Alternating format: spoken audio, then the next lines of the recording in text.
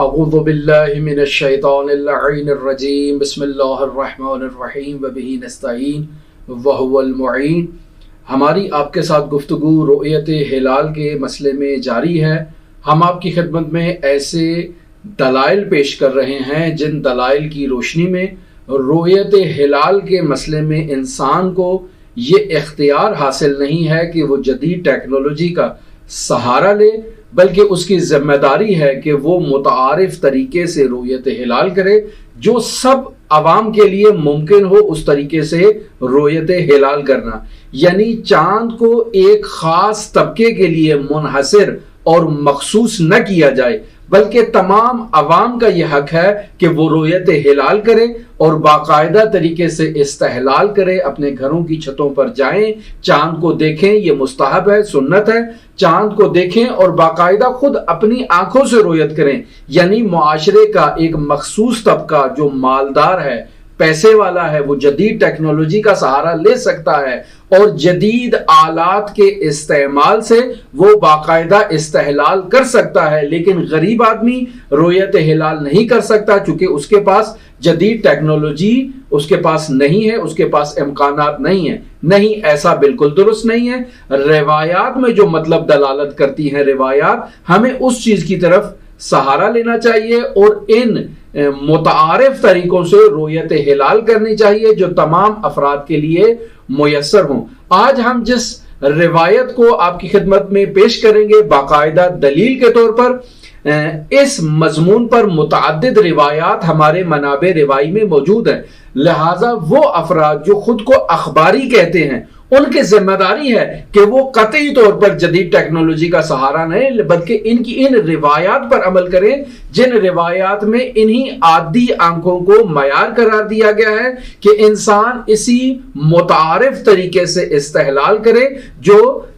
حضرات ائمہ معصومین علیہ الصلوۃ والسلام کے ادوار میں رائج تھا۔ لہٰذا آج جس روایت کو ہم پیش کر رہے ہیں باقاعدہ اسی مضمون پر متعدد روایات منابع روائی میں موجود ہیں، اور یہ روایت بھی صحیح السند ہے، صحیح ہے محمد ابن مسلم۔ امام باقر علیہ الصلوۃ والسلام سے محمد ابن مسلم نقل کرتے ہیں کہ امام باقر علیہ الف و تحیت و ثنا ارشاد فرماتے ہیں، اذا رأیتم الہلال فصوموا، یعنی جب تم چاند کو دیکھو تو باقاعدہ طور پر رمضان المبارک کے مہینے کا آغاز کر لو، وَإِذَا رَأَيْتُمُوهُ فَافْطِرُوا، اور جب تم چاند کو باقاعدہ طور پر دیکھ لو تو اب روزے کا افطار کرو اور شوال المکرم کے مہینے میں داخل ہو جاؤ، یعنی ملاک آغاز رمضان کا اور اختتام رمضان کا رؤیت ہے، یعنی آپ اگر رؤیت کر لیتے ہیں تو باقاعدہ رمضان المبارک کے مہینے میں داخل ہو سکتے ہیں، اور جب آپ رمضان المبارک کے روزے رکھنے کے بعد باقاعدہ طور پر رؤیت کر لیں تو اسی رؤیت کو مبنا قرار دیتے ہوئے، بنیاد قرار دیتے ہوئے آپ شوال المکرم کا آغاز کر سکتے ہیں۔ لہٰذا ارشاد فرما رہے ہیں کہ وَلَيْسَ بِالرَّأْيِ وَلَا بِالتَّظَنِّ، یعنی ہرگز گمانے زنی پر رمضان المبارک کے بابرکت مہینے کا آغاز نہیں ہو سکتا اور شوال المکرم کا بھی آغاز گمانے زنی پر نہیں ہو سکتا، وَلَكِنْ بِالرُّؤْيَا، بلکہ آغاز اور اختتام جو ہے وہ رؤیت پر ہے، یعنی آپ رمضان کا آغاز بھی رؤیت پر کر سکتے ہیں اور رمضان کا اختتام اور شوال کا آغاز بھی رؤیت پر ہی کر سکتے ہیں۔ اور رؤیت کیسی رؤیت ہو، یعنی یہ امام علیہ الصلوۃ والسلام سے اگر ہم ہوتے اس زمانے میں تو صریح اور واضح سوال کر لیتے، لیکن امام علیہ آلاف و تحیت و ثنا نے ہمارے اس مقدر سوال کا خود ہی جواب دے دیا ہے کہ رؤیت سے مراد کیا ہے۔ وَالرُّؤْيَةُ لَيْسَ أَن يَقُومَ عَشَرَةٌ فَيَنظُرُوا، یعنی رؤیت کا ہرگز یہ مطلب نہیں ہے کہ 10 افراد چھت پر جاتے ہیں چاند کو دیکھنے کے لیے، فَيَقُولُ وَاحِدٌ هُوَ ذَا هُوَ، یعنی ان 10 افراد میں سے ایک شخص آواز لگا کر کہتا ہے کہ چاند وہ رہا، وہ رہا، چاند وہ رہا، یعنی ایک آدمی کہتا ہے کہ چاند وہ رہا، فَيَنظُرُ تِسْعَةٌ فَلَا يَرَوْنَهُ، یعنی باقی 9 افراد بھی اس شخص کی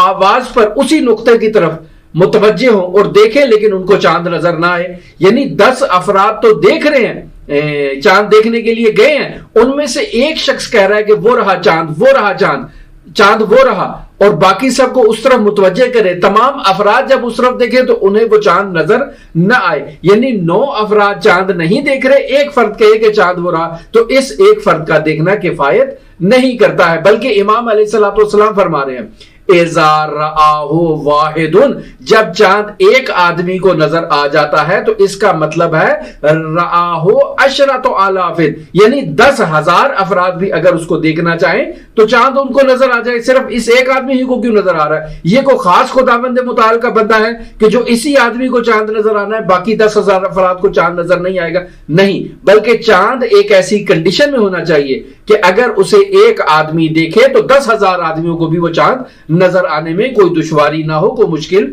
ना हो। बस मतलब यह है कि मुहाक से निकलना मेयार नहीं है, बल्कि मुहाक से निकलने के बाद चांद का इतनी कुव्वत और ताकत में आना कि वो नूर फैलाए और इतनी कंडीशन में आ जाए कि तमाम अफराद उसको देखें और कहें कि यही चांद है कमरी महीने का। ये रिवायत और इसके अमसाल जो दूसरी रिवायात हैं, आप उनको देख सकते हैं बाकायदा तौर पर वसाइल शिया की जिल्द नंबर 10 के अंदर। बाब नंबर है इसका 3 और सफा नंबर है 252। रिवायत नंबर जो मैं आपकी खिदमत में नकल कर रहा हूं वो 13,340 है। बस नतीजा हम इस रिवायत से यह निकाल रहे हैं कि हजरात मासूमीन अलैहिमुस्सलातु वस्सलाम से मनकूल सहीह सनद रिवायात में से, जैसा कि यह रिवायत मैंने आपकी खिदमत में नकल की है, यह रिवायत इस मतलब पर दलालत कर रही है कि चांद को इसी मामूली आंख से देखना चाहिए और तमाम अफराद को चांद देखना चाहिए, यानी चांद किसी एक मखसूस तबके के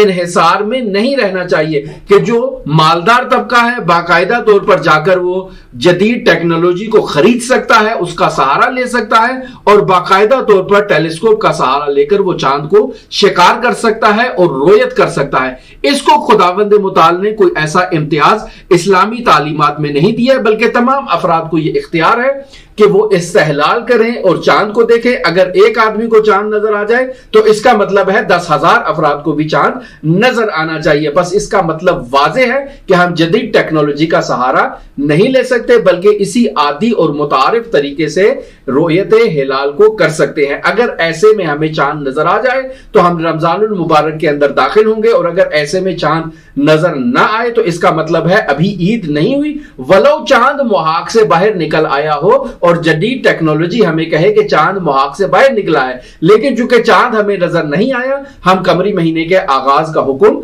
नहीं दे सकते हैं। हमारे साथ रहिएगा, हमारी आपके साथ गुफ्तगू ऐसे दलाइल पर जारी है जो इस मतलब के ऊपर दलालत करते हैं कि नजूमी आलात का सहारा लिए बगैर रोयत हिलाल करनी चाहिए। हम जदीद टेक्नोलॉजी का सहारा नहीं ले सकते। हमारे साथ रहिएगा। अल्लाहुम्मा सल्ली अला मुहम्मद व आलि मुहम्मद व अज्जिल फरज क़ाइम आल मुहम्मद।